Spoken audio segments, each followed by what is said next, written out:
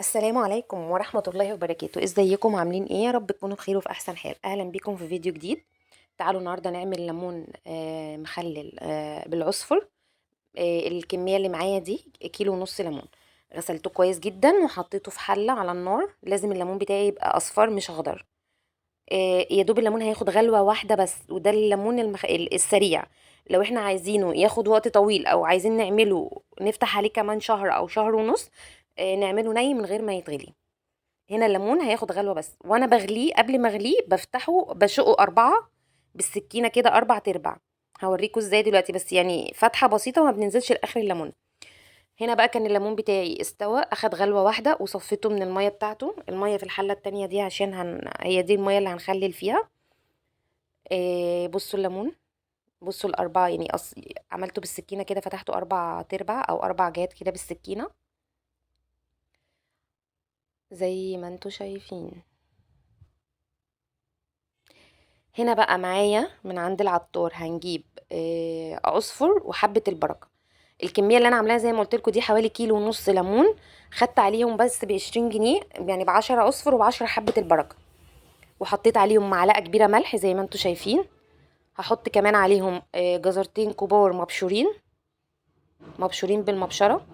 بصوا بوريكم كده العصفر وده حبة البركة وعليهم الملح، اقلبهم كويس في بعض.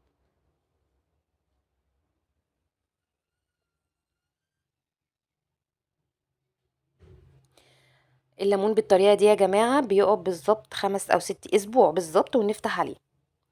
بصوا هنا كنت نزلت بالجزر المبشور. هجيب بقى البرطمان اللي هخلل فيه الليمون. هاخد بقى شوية من الخلطة دي واحطها في البرطمان، في أرضية البرطمان كده. هنا بقى هبدأ أحشي الليمون بتاعي. طبعا أنا عاملة الكمية ديت علشان تخلص بسرعة. هحط كمان معاها شطة حامية جدا. شطة خضراء قرون بس حامية.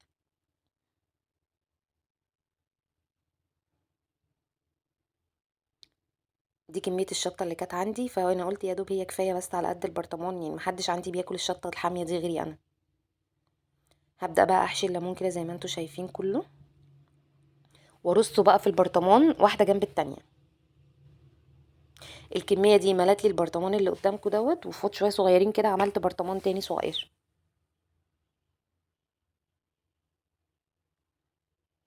شايفين؟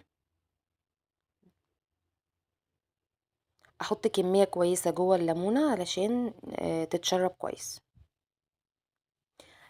تاني يا جماعة، المية اللي انا غليت فيها الليمون، بصفي الليمون منها وبسيب المية تبرد خالص، يعني تبقى دافية، لا باردة قوي ولا سخنة قوي، لان هي دي المية اللي هخلل فيها الليمون. هزود عليها كوباية ملح، وهحط عليها معلقة كبيرة هريسة شطة، وادوبهم كويس وازيد بيها الليمون. بصوا الشطة بقى، يعني هحط طبقة ليمون وقرنين 3 شطة كده، وارجع احط ليمون تاني لحد ما املى البرطمان كله.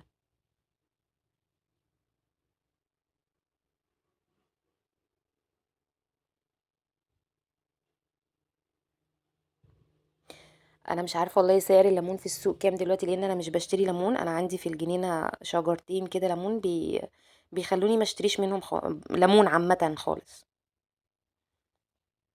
ولو عندك ليمون بزياده، الليمون ممكن نحتفظ بيه في الفريزر صحيح زي ما هو كده، ولما نحتاجه ممكن نطلعه ونسيبه يفك براحته. لو محتاجاه بسرعه ممكن تحطيه في الميكرويف. ولو مش عندك يعني الميكرويف اقل من 3 ثواني.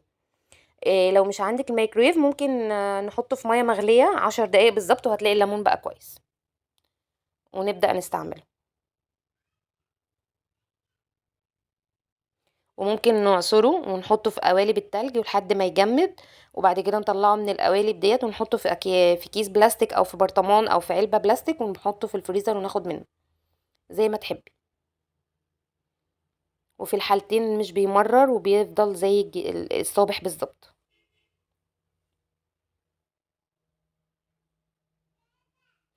انا بحب جدا الليمون المعصفر عن الليمون المخلل العادي، مع ان انا بعمل الاتنين، بس يعني المعصفر ده بيبقى ليه طعم كده احلى من التاني.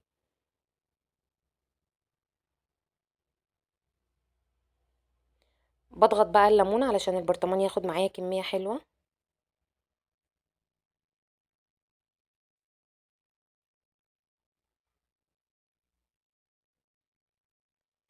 كمية العصفر دي خلصت معايا كمية الكيلو ونص ليمون كلهم. يعني انت ممكن تشتري ربع او نص زي ما انت عايزة يعني، او تمن. هنا بقى كنت مليت البرطمان زي ما انتوا شايفين. معايا بقى كوباية ملح وشلت منها المعلقتين اللي انا حطيتهم مع العصفر.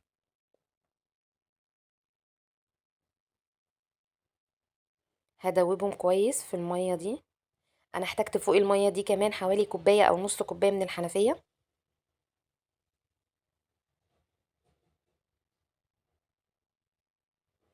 عايزة اقول لكم ان المية دي مخلية طعم الليمون تحفة.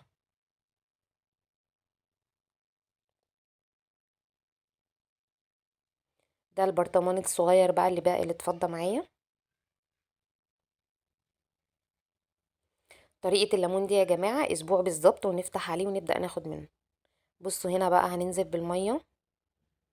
هفضل بقى اهز في البرطمان واحركه كده عشان المية تملى تدخل جوه الليمون كله وتنزل لتحت.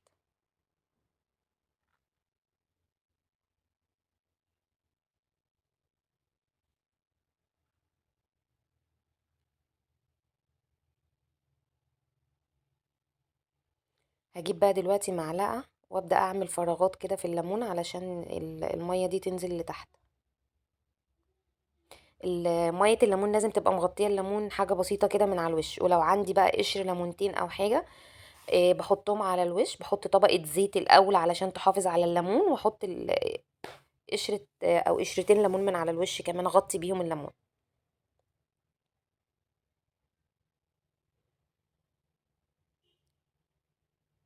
بصوا بضغط على الليمون علشان ينزل تحت المية والمية تغطيه.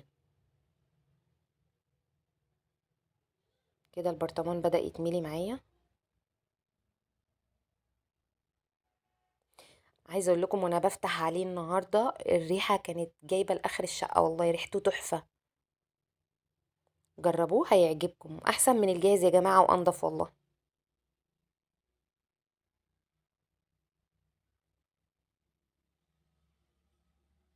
بصوا البرطمان الصغير ده.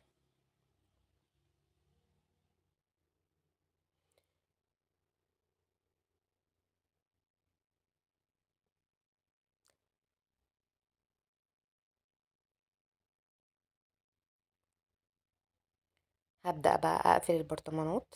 انا بعد ما قفلتها كده بصوا رجيته، قلبته الاول كده.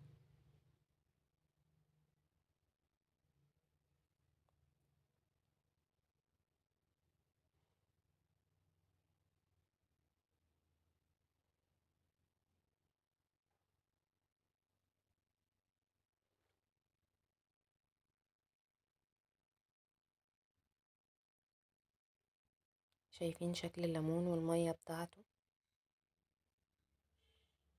انا قلت لكم ان انا حطيت معلقه هريسه شطه في الميه، بس تقريبا ما اتصورتش، الكاميرا كانت مقفوله.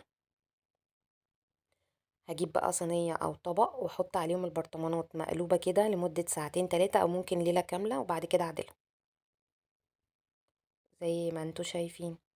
طبعا انا كنت كمان حطيت زيت على الوش زي ما قلت لكم.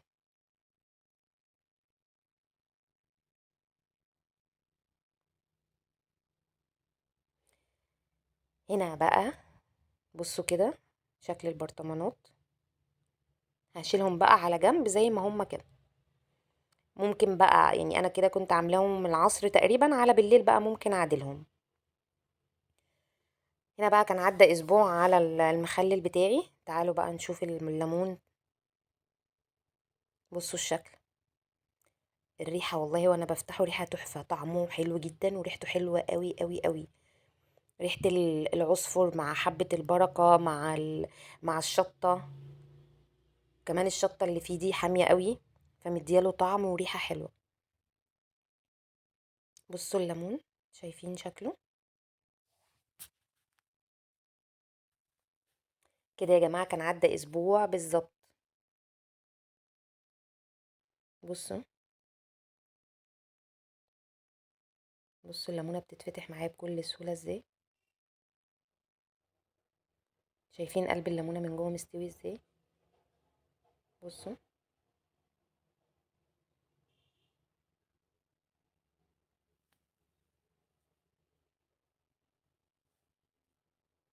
دي الشطه.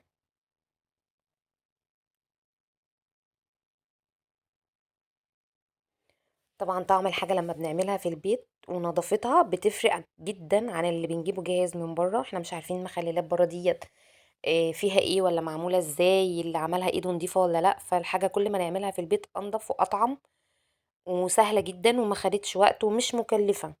يعني حتى لو الليمون مثلا الكيلو ب10 او ب15، ب20 جنيه ليمون وب20 جنيه حبة البركة، ادي 40 جنيه. الجزر طبعا عندنا في البيت، احنا خدنا جزرتين اتنين، والملح برضو موجود عندنا في البيت. فما كلفتناش كتير، وعملنا برطمان زي ده حوالي كيلو او كيلو وشوية. لو هنجيبه من بره هيعمل مبلغ مش اقل من 60 70 جنيه. فاحنا على الاقل كده حتى وفرنا فيه 20 جنيه. وبالهنا والشفا.